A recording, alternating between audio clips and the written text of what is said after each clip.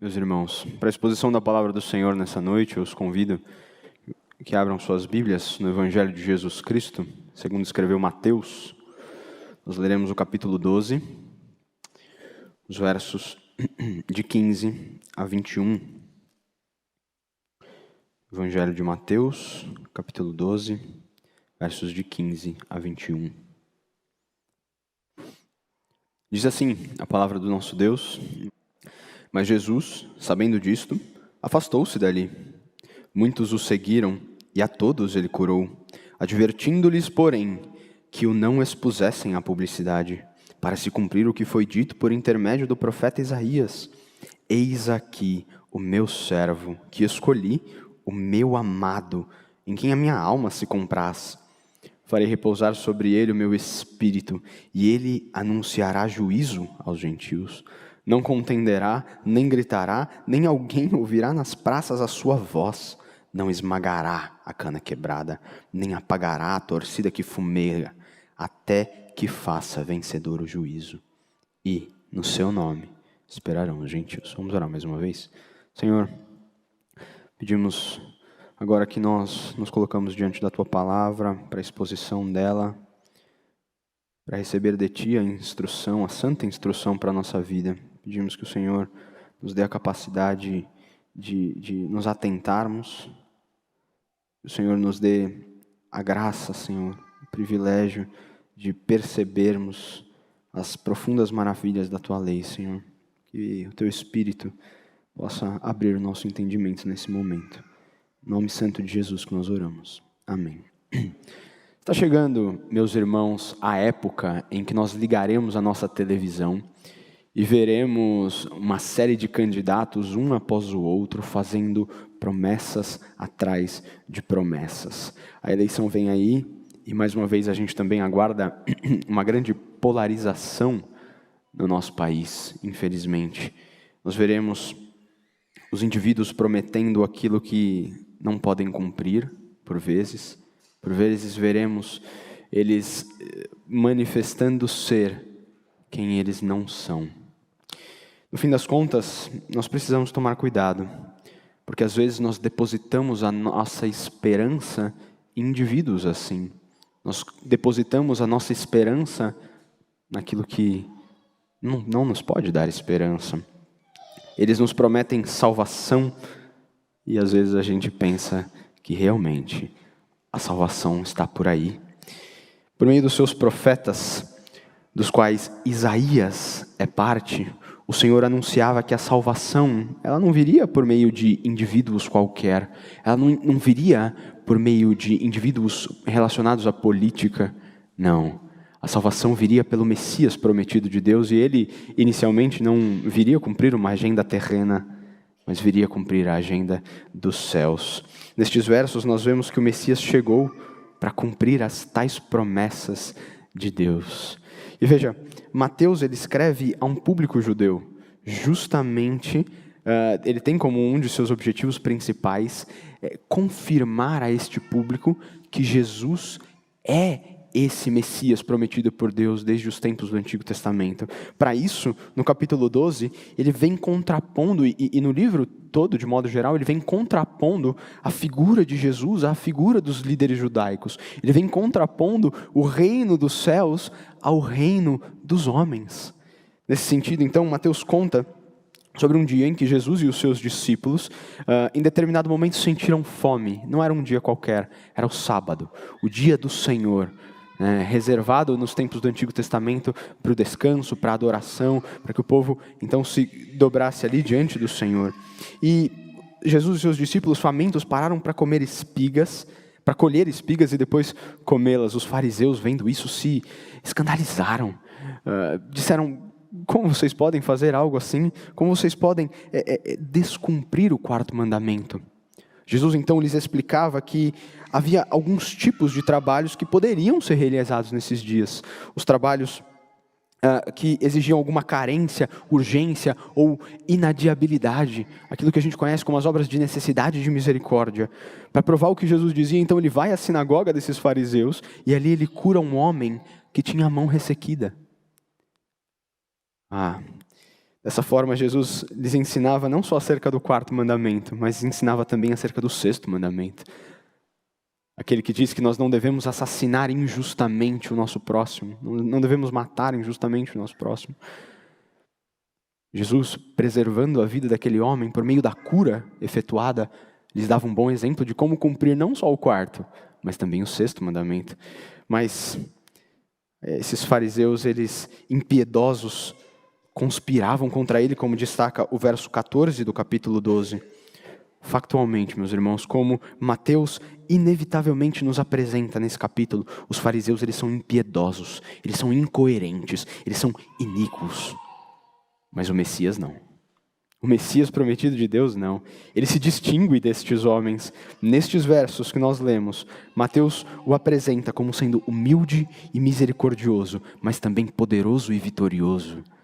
Por isso hoje, nós vamos ver por meio do tema a esperança no Messias, esse é o nosso tema nessa manhã, a esperança no Messias. Nós vamos ver que, diferente dos fariseus, Jesus é o Messias de Deus e em seu nome há esperança para todos. Jesus é o Messias de Deus e em seu nome há esperança para todos. Nós vamos ver isso em duas partes, a começar pelos versos 15 a 17, onde Mateus apresenta Jesus como a esperança aos feridos. Observe os fatos. Jesus estava na sinagoga dos fariseus, que acabaram de contestá-lo acerca da observância do sábado, e ali ele curou um homem, o que revoltou estes fariseus. Isso levou estes homens a conspirar. Eles queriam matar Jesus. E aí, quando a gente entra no verso 15, o evangelista Mateus nos conta que Jesus sabia disso. Por isso, então, ele se afastou dali, ou seja, ele saiu da sinagoga dos fariseus. Contudo, uma multidão o seguiu, quem sabe até proveniente da própria sinagoga onde Jesus estava, né? E Mateus nos conta que Jesus, ainda neste mesmo sábado, deu mais uma amostra de quem era. A todos ele curou, diz o evangelista. Com isso, nosso Senhor manifesta muitas de suas características, tais como a sua bondade, a sua misericórdia, mas principalmente o seu poder. Jesus se mostra extremamente diferente dos fariseus. Estes homens queriam matá-lo. Jesus deixa a sinagoga por causa disso. Mesmo assim, ele para efetuar aquelas curas. As preocupações de Jesus, os propósitos de Jesus vão além do entendimento destes fariseus. Vão além do nosso próprio entendimento. Jesus é o Messias de Deus, misericordioso e humilde. E, a despeito, então, de se afastar daquele lugar pela ameaça de morte, ele não deixa de cumprir os seus propósitos. Justamente porque, conforme ele declara em outra ocasião, é para os doentes que ele veio, não para os sãos. Ele veio para aqueles que necessitavam dele. Ele veio aos feridos. O Senhor, contudo, reconhecia que a hora de sua morte ainda não havia chegado, como deixou claro ao sair da sinagoga dos fariseus que queriam matá-lo. Por isso que, além de sair daquela sinagoga, ele exorta agora aos curados: olha, não me exponham à publicidade. Não anunciem por aí o que acabou de acontecer. Isso também reflete não só o cuidado do Senhor com os propósitos do Pai, mas também a sua característica humilde. Isso foi frequente no ministério de Cristo. Ao perceber que a tensão se alarmava, ele mudava de um lugar para o outro. Essa também foi uma característica do ministério dos apóstolos, que ao perceber a situação se alarmando, o cerco fechando, eles se mudavam de um lugar para outro, de modo que o seu ministério foi prolongado, claro, pela vontade soberana de Deus, mas o seu ministério foi prolongado, para que eles pudessem então cumprir com os desígnios soberanos e eternos de Deus. E certamente, naquela época, havia muitos que seguiam a Jesus por conta da publicidade. Alguns relatos, como o de Lucas 9, quando Jesus responde àqueles 3 aspirantes ao discipulado que desejavam segui-lo, nos dão a entender, e também relatos posteriores que sucedem às multiplicações de pães e peixes que Jesus fazia, nos permitem sondar que certamente havia muitos que o seguiam por conta da fama do ministério, da fama que o ministério de Jesus angariava para si. E será que, meus irmãos, ainda hoje, há quem obedeça ao Senhor, ou quem faça o que é correto por publicidade? Será que ainda há em nosso meio, às vezes, os nossos líderes eclesiásticos, será que há pessoas que buscam ao Senhor Jesus, ou que fazem o que é correto, especificamente porque desejam a fama que isso pode trazer consigo? Possivelmente, meus irmãos, possivelmente isso aconteça. Quantos não vão às redes sociais anunciar os seus grandiosos feitos? Veja, eles dizem até que é para incentivar os outros, mas no fundo nós sabemos que é por publicidade. Mas com a sua atitude, o Senhor nos ensina uma valiosa lição. Uma lição que o evangelista Lucas destaca quando ele registra o Senhor falando sobre o nosso dever de perdoar. Ele diz lá em Lucas 17:10, assim também vós, depois de haverdes feito tudo quanto vos foi ordenado, dizei, somos servos inúteis, porque fizemos apenas o que devíamos fazer. No fim das contas, meus irmãos, esta conduta do Senhor reflete não só a sua humildade, mas reflete outro motivo, conforme Mateus identifica no verso 17, para se cumprir a profecia de Isaías. Lembre-se, Mateus tinha o objetivo de demonstrar aos seus leitores que Jesus era o Messias prometido de Deus. Então ele faz uma série de citações em seu evangelho, das quais essa aqui é a maior. Ele está citando aqui o livro de Isaías, capítulo 42, versos de 1 a 4, depois nós vamos entrar mais profundamente nisso. Mas, por isso que, se a gente compara o registro de Mateus acerca deste evento com o registro de Marcos, por exemplo, a gente vê o registro de Mateus sendo bem mais resumido, contudo, ele inclui essa profecia, né, justamente para provar o caráter humilde do Messias em distinção ao caráter dos fariseus. Né? E também, meus irmãos, o fato de que os judeus, como destaquei na introdução, eles aguardavam um Messias militar. Eles aguardavam um Messias que cumpriria uma agenda terrena e restauraria Israel como uma grande nação, que tomaria Israel da mão dos seus inimigos e colocaria Israel de novo no topo. Esse era o Messias que eles aguardavam. Contudo, e as profecias mostravam isso, em sua primeira vinda, Jesus viria para salvar os seus. Ele viria aos feridos, aos carentes, aos necessitados. E para isso, ele apresentaria todas as qualidades que um verdadeiro profeta, sacerdote e rei deveria apresentar. Jesus era totalmente diferente dos fariseus. Jesus era totalmente diferente dos líderes políticos. Por isso, o profeta o apresenta nestes versos e posteriormente nessa citação como alguém manso e humilde. E Jesus acabara de demonstrar essas coisas ao deixar o local onde os fariseus conspiravam contra ele e exortar os curados a não expor a publicidade. Algumas outras lições, meus irmãos, que esta primeira parte nos ensina. Pela providência de Deus, nós temos outros meios de buscar a cura às nossas doenças. Nós podemos evitá-las pelo uso de máscaras, como eu vejo alguns aqui, nós podemos evitá-las por meio das vacinas ou por meio de remédios preparados especificamente para isso, como a gente sabe bem nesses últimos 2 anos, na verdade. E com remédios, então, nós podemos curá-los, com remédio nós podemos, ao menos, postergar os seus efeitos ou amenizá-los. E estes são meios excelentes, são dados pela providência de Deus e nós devemos sim utilizá-los. Não obstante, o sábio Salomão já alertava: se nós colocarmos a nossa esperança, se nós depositarmos a nossa esperança em algo que está abaixo do sol, em algo terreno, em algo que é como fumaça, nós tentaremos agarrar e não conseguiremos, então isso será vaidade. Isso será, no fim das contas, uma futilidade, algo inútil, algo sem sentido. E possivelmente você viva uma situação como essa. Talvez você tenha uma doença grave, talvez você conheça alguém da sua família, algum amigo que tenha uma doença grave. E, puxa, suas esperanças na medicina, na ciência, elas já fracassaram. Talvez as suas esperanças até no Senhor já tenham se esvaído. Talvez como o profeta Abacuque, no capítulo 1, verso 2, talvez você lamente e diga: até quando, Senhor? Até quando clamarei eu e tu não ouvirás? Até quando eu clamarei por socorro e o Senhor não virá ao meu resgate? Oh, meu irmão, não perca suas esperanças no Senhor. Lembre-se das verdades da palavra de Deus. Lembre-se, e eu trago aqui um salmo, Salmo 62, verso 5. Somente em Deus, ó minha alma, espera silenciosa, porque dele vem a minha esperança. Não perca suas esperanças no Messias de Deus, no Messias prometido. Como ter esperança, então, quando nós já não temos esperança? Vá a Ele em oração. Busque-o de todo o seu coração. Saiba que o nosso Deus, Ele é socorro bem presente na tribulação. Isso, meu irmão, certamente já manifestará a sua esperança no Salvador.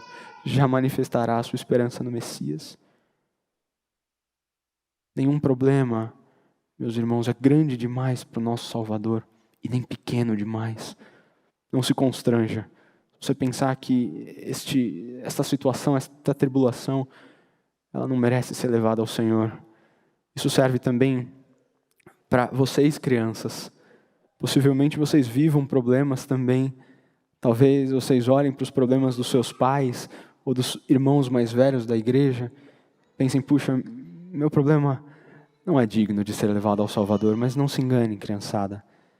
Vocês também podem ir ao Senhor em oração, buscá-lo, e certamente haverão de encontrar esperança no Messias de Deus. O autor aos Hebreus afirma que a fé é a certeza daquilo que se espera.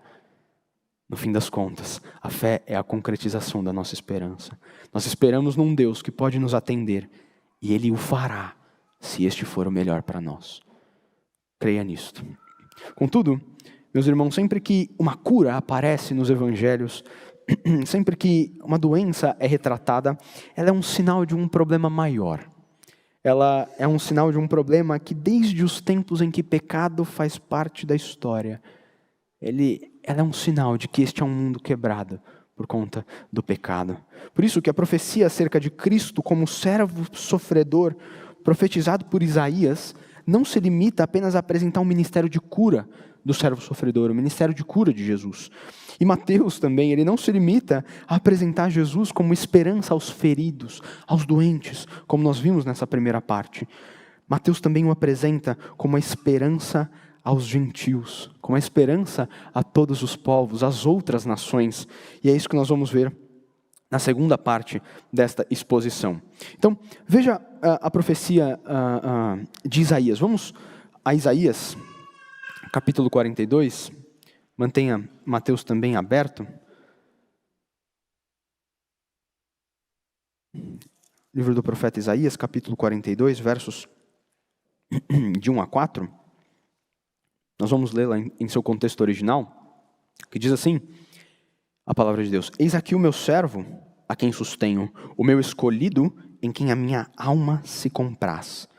Pus sobre ele o meu espírito, e ele promulgará o direito para os gentios. Não clamará, nem gritará, nem fará ouvir a sua voz na praça. Não esmagará a cana quebrada, nem apagará a torcida que fumega. Em verdade, promulgará o direito.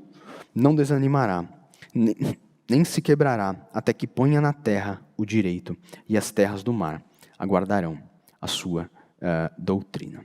Você percebe algumas diferenças, né, para a citação para o texto aqui traduzido em Isaías, para a citação que Mateus faz, né?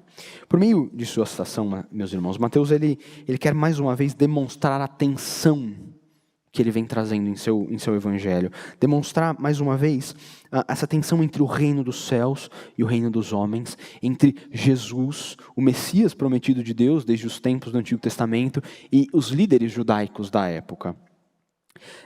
Então, ele sabe que o ministério de Jesus, ele sabe que o ministério do Messias, ele deve ser entendido também como cumprimento das profecias do servo sofredor. São algumas as profecias do servo sofredor em Isaías, alguns cânticos, o mais famoso deles é Isaías 53. E Isaías, por meio dessas profecias, apresentava o servo ideal de Deus. era o servo sofredor. Então, Mateus aqui anuncia Jesus como sendo o servo do qual Isaías profetizara. Diferente do profeta, então, Mateus acrescenta Jesus como o amado de Deus. Essa é a primeira das diferenças principais. E ele o faz justamente para relacionar a profecia com o evento do batismo do Senhor Jesus Cristo ali, junto de João Batista, quando o Espírito Santo desceu em formato de pomba e do alto ouviu-se a voz: "Este é o meu filho amado, em quem me comprazo." Eis aqui o meu servo escolhido, esse é o texto de Mateus, o meu amado, em quem a minha alma se compraz. Percebe, então, as semelhanças? O que nos ajuda a perceber a relação é a sentença seguinte da citação que Mateus faz. Sobre este servo amado se repousará o meu espírito. Farei repousar sobre ele o meu espírito. E Mateus 3,16... lá o batismo do Senhor Jesus destaca que, batizado Jesus, saiu logo da água, e eis que se lhe abriram os céus, e viu o Espírito de Deus descendo como pomba, vindo sobre eles. No fim das contas, meus irmãos, Mateus está apresentando os argumentos que comprovam a tese que ele propôs, de que Jesus é o Messias de Deus, como já destacamos algumas vezes. E ele o faz ao demonstrar que essa profecia vem se cumprindo em Jesus Cristo, na vida, obra e ministério do Salvador. Mas o resultado de Jesus ser o Messias de Deus aparece logo em seguida. A partir do verso 18 ele diz: ele anunciará juízo aos gentios, não contenderá, nem gritará, nem alguém ouvirá nas praças a sua voz, não esmagará a cana quebrada, nem apagará a torcida que fumega, até que faça vencedor o juízo, e no seu nome esperarão os gentios. Nós já percebemos que algumas características de Jesus, elas são destacadas na citação de Isaías, complementando a exortação de Jesus ali aos curados, para que eles não expusessem a publicidade, tal como a sua humildade e a sua misericórdia. Contudo, há mais para ser observado e explicado aqui nestes versos. Há uma tensão no texto. Jesus anunciará juízo aos gentios, mas ele não contenderá nem gritará. Nem a sua voz será ouvida. Veja, meu irmão, a despeito do que parece, a imagem ela não é de um silêncio absoluto. Não haveria como anunciar juízo aos gentios em silêncio. A voz do Senhor ela precisaria ser ouvida. Então a sentença ela é figurada. A imagem aqui ela é de mansidão e humildade. De um Messias que não é arrogante, que não é irritadiço. Isso se comprova pelo fato de que este grito é um grito normalmente associado a uma disputa. Pense, por exemplo, você ali assistindo uma sessão, já que a gente começou com política, pense você assistindo uma sessão ali do plenário, na Câmara dos Deputados. É comum a gente sair nas notícias um deputado de uma legenda, com um deputado de outra legenda, com ideias que são opostas, e eles discutindo e se elevando, e até que, às vezes, até eles saem em agressões físicas. Se você entrar numa roda de discussão de futebol com torcedores idólatras dos seus times, talvez você também veja isso acontecendo. Esses torcedores que talvez não se agridam fisicamente, mas se agridem com as palavras, se agridem com seus gestos, possivelmente. Então, é um grito, e Mateus apresenta esse grito carregado de ódio. É um grito que reivindica, no fim das contas, algo injusto. Algo injusto. Mas esse não será o grito do nosso Salvador. Esse não será o grito do Messias. Ele anunciaria os juízos aos gentios. Ou seja, ele revelaria a verdadeira justiça às nações. O que Mateus destaca é que a predição de Isaías demonstrava que a salvação ela não possuiria um limite étnico. Ela não estaria restrita a uma nação, a nação de Israel, mas se estenderia aos povos não judeus. Nos termos de Paulo, a salvação se estenderia a todo aquele que andasse nas mesmas pisaduras de fé que Abraão andou. Esse é o verdadeiro israelita. Este é o Israel de Deus. Além do mais, a mansidão e a gentilidade do Salvador e a sua real essência messiânica, o fato de que ele não é um Messias com uma agenda terrena, ainda são retratadas por duas figuras um tanto quanto estranhas para nós. O texto diz que Jesus não esmagará a cana quebrada, nem apagará a torcida que fumega. A cana quebrada, meus irmãos, é uma referência a uma planta fina, que evidentemente já está quebrada, e ela está ao chão. Pense, por exemplo, eu gosto bastante de fazer isso, quando você está andando na rua, você vê aquela folhinha seca, e você pisa nela assim, fazer crack, né? Aquele barulhinho gostoso de ouvir. Mais ou menos essa é a figura, mas pisar a cana quebrada tem uma ideia de algo maldoso. E aí pensa naquele inseto, aquele pernilongo, que tem horas já está passando no seu ouvido, e você já está irritado, e quando você consegue matar ele, você ainda dá mais um apertão assim, né? Só para sofrer o que ele merece. Mais ou menos é essa a figura que Jesus está dizendo. Pisar a cana quebrada, ela já está quebrada, e você vem e pisa um pouquinho mais, para que a cana quebrada, no caso, ela sinta basicamente o juízo ali.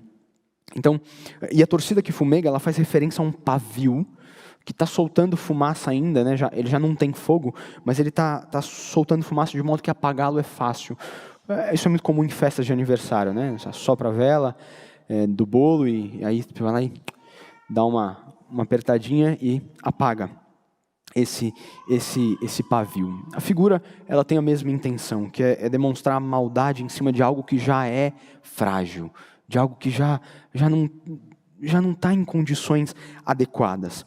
E a relação, meus irmãos, é mais uma vez a distinção entre o reino de Jesus e o reino dos homens. Os homens, ao verem canas quebradas, eles a esmagariam sem dó.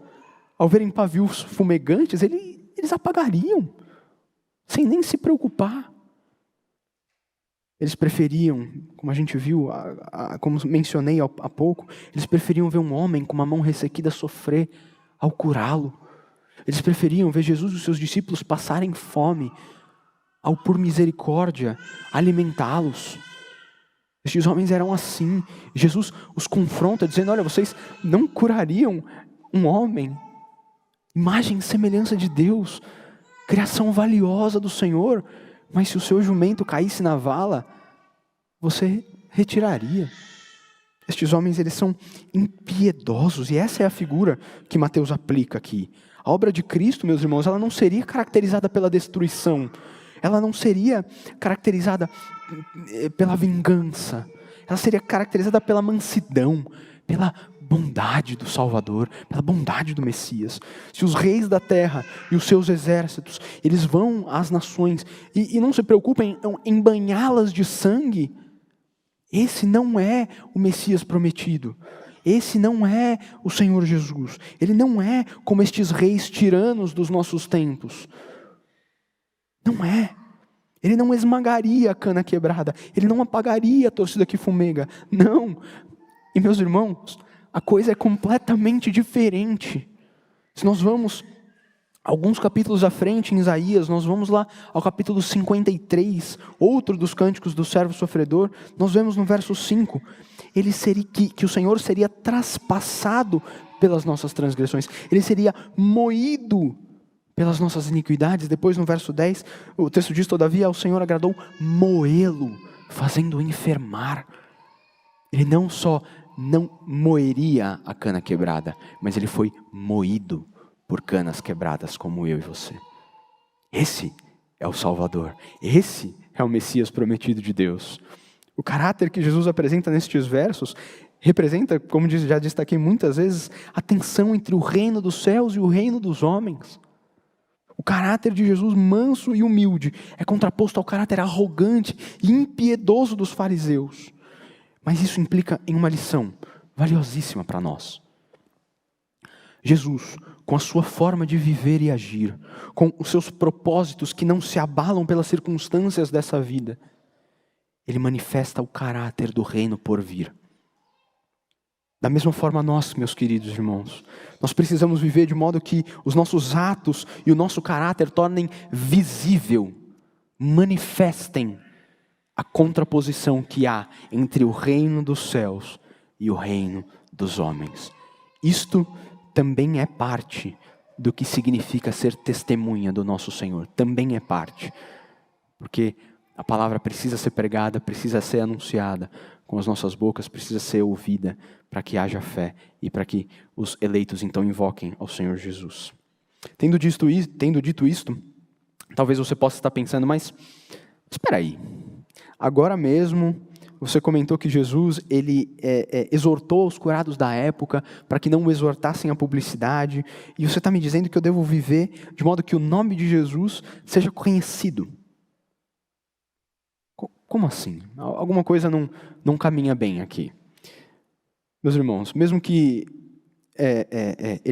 Mateus escrevesse a judeus, outro dos propósitos dele é apresentar o Evangelho de Jesus como sendo estendido a todos os povos, aos povos não judeus, no caso.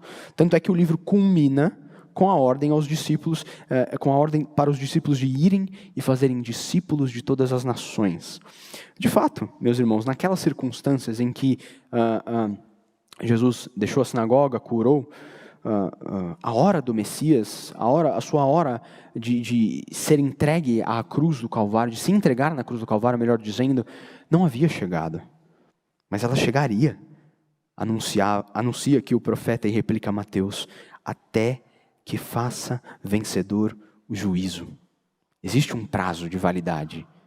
Até que faça vencedor o juízo. E o Messias prometido, ele não faria vencedor o juízo pelo uso da força, mas ele faria isto ao se entregar voluntariamente pelos seus eleitos, pelos que o Pai elegera na eternidade. E meus irmãos, o juízo já se fez vencedor. É hora de nós proclamarmos os maravilhosos feitos do nosso Salvador. É hora de nós sairmos pelos 4 cantos dessa terra e expor o Senhor Jesus à publicidade. Anunciar que Ele tem curado os feridos, que Ele tem salvo os necessitados, que Ele tem agido com misericórdia, mansidão e humildade, mas também que Ele agirá com justiça no dia do juízo final. Com aqueles que não se dobrarem diante dEle, com aqueles que não envolverem o seu nome. Nós precisamos anunciar Jesus Cristo, aquele que é manso e humilde, está pronto a receber de braços abertos todos que forem a Ele em busca de descanso, como Mateus anuncia ao final do capítulo 11, verso 28. Aqueles que vão em busca de um novo fardo, um fardo leve, que só é possível por meio da obra substitutiva do nosso Cordeiro, que carregou o nosso fardo na cruz do Calvário. No fim das contas, os gentios eles podem esperar em seu nome, destaca o último verso. Esta é mais uma interpretação que Mateus faz. As terras do mar, mencionadas lá em Isaías 42, verso 4, fazem referência às nações estrangeiras. Mais uma vez, àqueles que estavam além do limite das fronteiras israelitas. O evangelista Mateus, por sua vez, sabia que essa referência é um símbolo a todos os povos não judeus. A tônica de Isaías, inclusive no contexto pós-exílico, é justamente a de que estrangeiros serão incluídos na aliança de Deus. Se você for ao capítulo 56, você encontra uma bela profecia, quando Isaías diz que anuncia os ditos do Senhor, dizendo que o templo seria chamado de casa de oração para todos os povos. E evidentemente isso acontece porque havia no templo o pátio dos gentios. Era ali que as vendas estavam acontecendo, o que revoltou o Senhor Jesus naquela ocasião em que ele expulsa os vendilhões do templo. Até mesmo os estrangeiros, que por seu paganismo deveriam ser excluídos da nação de Israel, até mesmo esse estrangeiro ele tem esperança no Messias. Ele pode esperar no Messias. Porque se ele verdadeiramente arrepender-se de seus maus caminhos, se ele tornar em arrependimento sincero a Cristo, ele será salvo. E talvez esse seja o seu caso. Talvez seja o seu caso que está aqui nesta manhã ou que assiste pela internet. Talvez você ande por aí sem esperança, porque você está além das fronteiras de um relacionamento com o Senhor. Talvez você ande por aí perdido.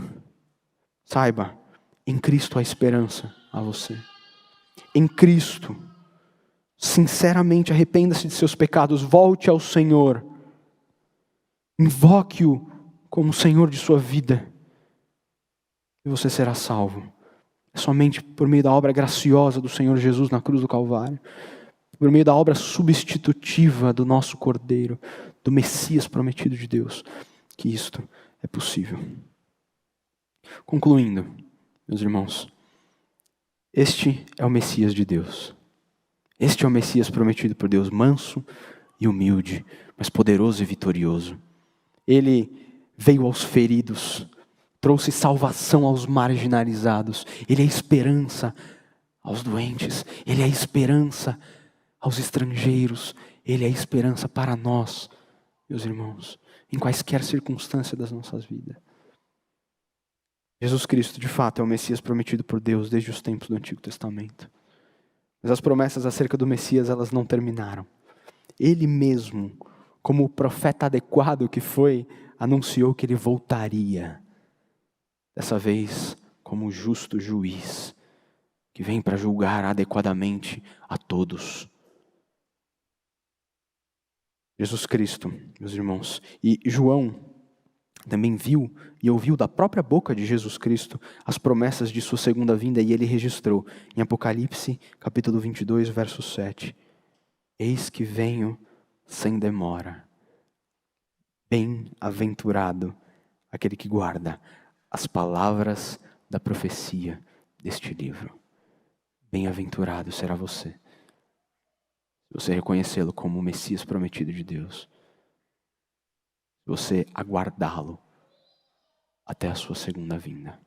Que Deus assim os abençoe. Vamos orar mais uma vez. Senhor, nós agradecemos-te pela manifestação da tua bondade, pela plena manifestação da tua misericórdia, da tua graça em Cristo Jesus. O teu amor, Senhor, que nos alcançou a despeito do nosso merecimento. O teu amor que nos alcançou a despeito de quem somos, Senhor, a despeito da nossa rebeldia, a despeito de deliberadamente desejarmos viver além das fronteiras de um relacionamento contigo. Nós te agradecemos por Jesus Cristo, que o Senhor cumpriu as tuas promessas e certamente cumprirá as promessas por vir. Dá-nos esperança, Senhor, fortalece a nossa esperança. Dá-nos a graça de confiar em Ti, mesmo quando a nossa confiança falhar, Senhor. Perdoa-nos, porque por vezes nós não podemos ver as coisas como elas são. Nós não confiamos a despeito das Tuas manifestações a nós, Senhor. Dá-nos graça, Senhor, nós dependemos de Ti, nós carecemos da obra santificadora do Teu Espírito Santo. Transforma-nos, Senhor, e dá-nos força para lutarmos contra a nossa carne, lutarmos contra o nosso pecado dia após dia. E como igreja de Cristo, manifestarmos as características contraculturais do reino do céu. Para que assim os teus eleitos sejam encontrados e sejam congregados aos que já estão congregados, Senhor. Essa é a oração do teu povo, feita somente pelos méritos de Cristo Jesus, nosso Salvador, nosso Messias. Amém, Senhor. Amém.